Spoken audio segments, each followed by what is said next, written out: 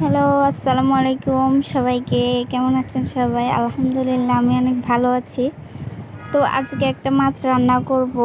সেই মাছটা হচ্ছে ফলি মাছ।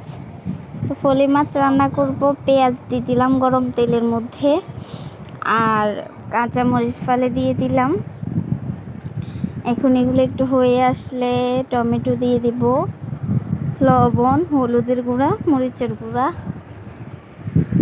দিয়ে দিলাম, পানি দিয়ে দিলাম। এখন এই মাছটা দিয়ে দিব।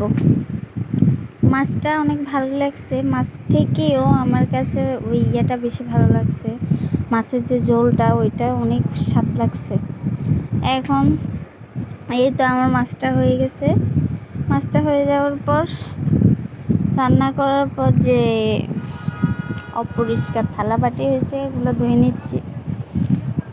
আসলে মেয়েদের কাজই শেষ হয় না, সারাদিনে অনেক কাজ থাকে যেগুলো দেখানো সম্ভব না, কিন্তু কিছু কিছু কাজ আসলে শেয়ার করতে ইচ্ছে করে, তাও পারি না।